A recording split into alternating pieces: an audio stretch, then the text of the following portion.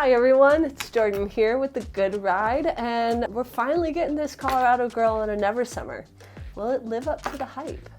Today I am talking about the new board for Never Summer for 2026, the Proto free ride with the triple camber profile. I tested this in sequence with the rest of Never Summer line for women.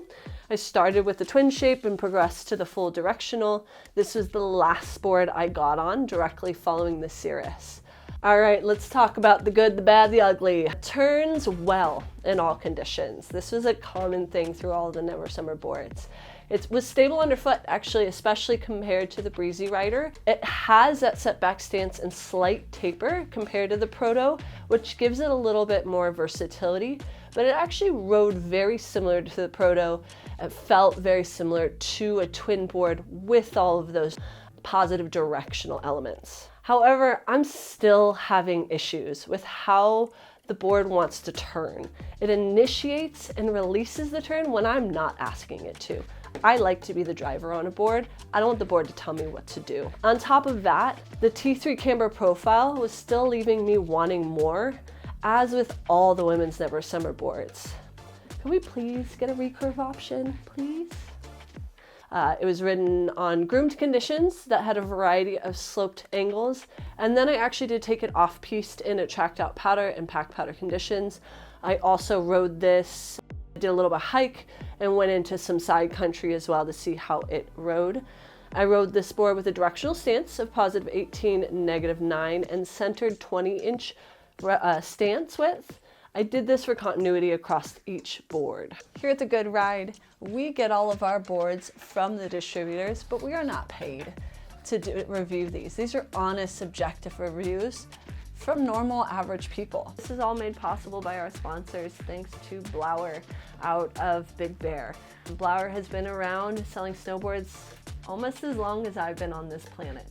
So I really appreciate any company that is going to be core, true to the bone when it comes to snowboarding. They have been supporting snowboarders longer than most resorts have been supporting snowboarders, so they are a great fit for us. So please go out there, support them. They have a wonderful online shop and in-store brick and mortar shop. I was able to get on a 153. This was the largest of the boards that I got on. The board is designed for a rider between 5'4" and 5'8". I'm almost 5'7" on a good day. And with a rider weight of 120 to 160 and a foot size between 5 and 9.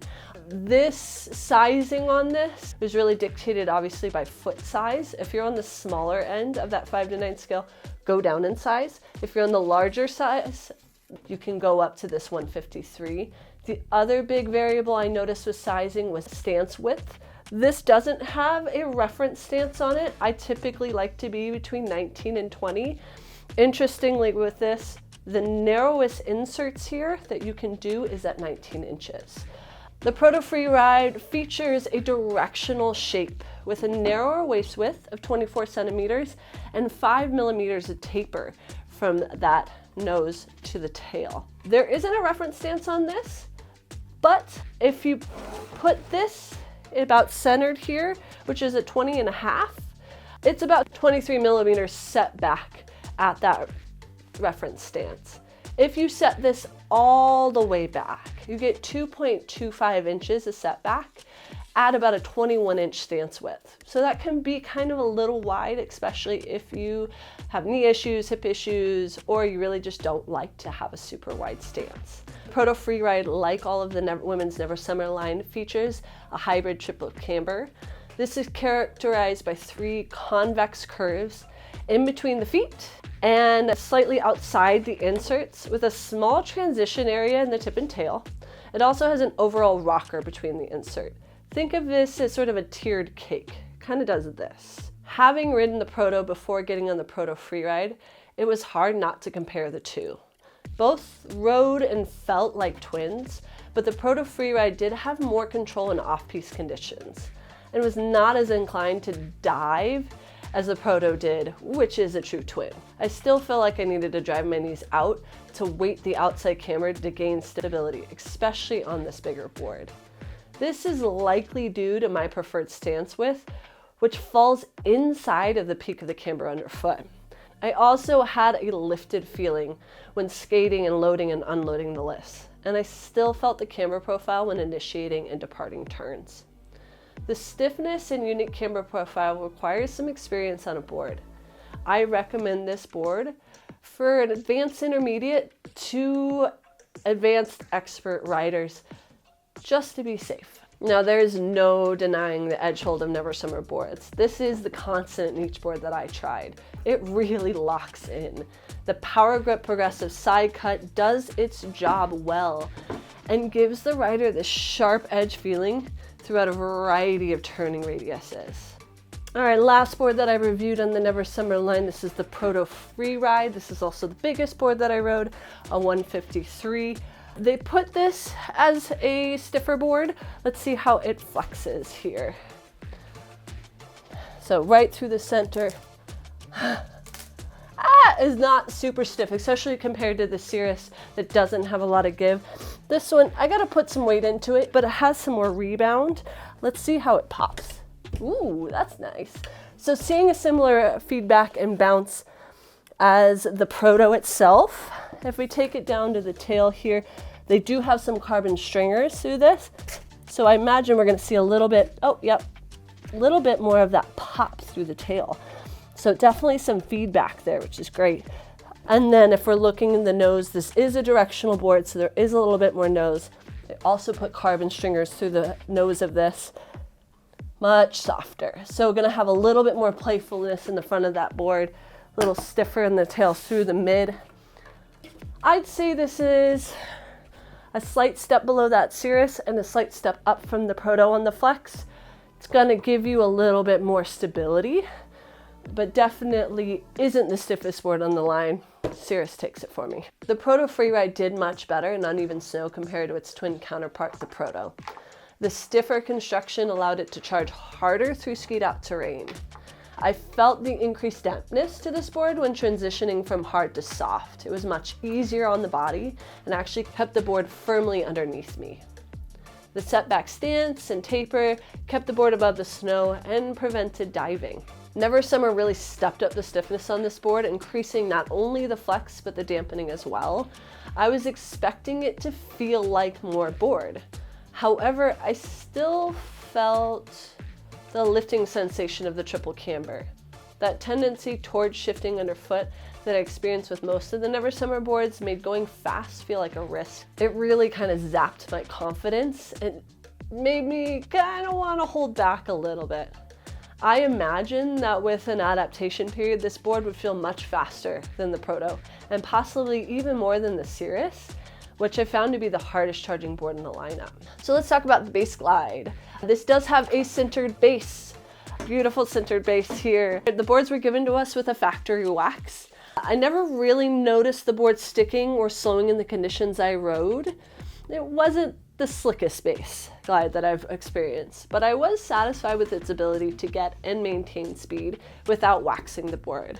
As is with any sintered base, regular waxes with weather-specific wax will only improve the performance of this board. All right, to my favorite part, turning and carving. That is my favorite part about snowboarding. I love the feeling of turning. And I have to say, I had a hard time noticing a huge difference between the Proto Freeride and the Proto when turning, even though there is obvious construction differences. It was playful and it was stable, but I still experienced that weird catching and releasing when carving. The board would initiate the turn before I was ready and would release before I was ready. It would also waver kind of a little bit between hold and release when I was in the turn. The common denominator still has to be that triple camber. Now it's a directional board. Compared to the Proto, this has a little bit more versatility, but is it a powder board? I was only able to get this board in mild powder conditions, about 4 to 5 inches, so tracked out terrain, with pockets that were 6+ inches, so good enough, moderate. Not a super big powder day, but enough to give me an idea. It does have some setback, but with only 2.25 inches of extra nose to this, it's not really a deep powder specific board. It's more an all mountain board that's going to do good in all conditions. It's going to hold its own. This is a directional board, but it does ride like a twin. So if we take this into a switch setting, a park setting, or pipe setting, it has a lot of versatility. It's stiffer and has a grounded feeling like the Proto. And it's a playful way about it that would lend itself to park riding for the more aggressive rider. The camber in the nose and tail does give it some stiffness that would work well on boxes or rails and prevent you kind of from slipping out or getting shot off of a rail. It also has really great pop.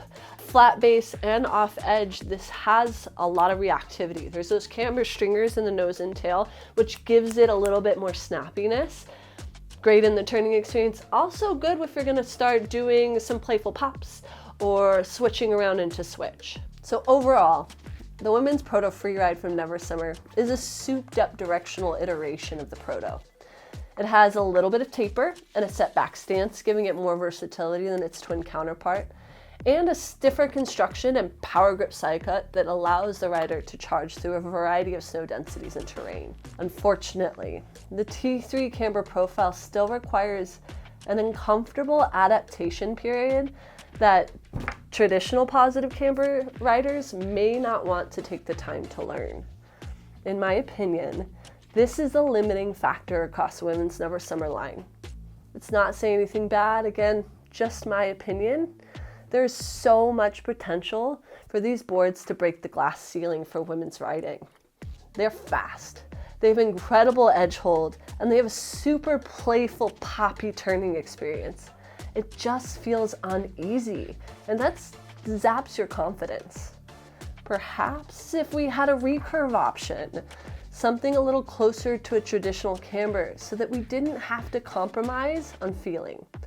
Because let's be honest, if it doesn't feel good, why do it? Please support us by clicking the likes, commenting, and if you need advice, follow the link. I am happy to help in any way I possibly can.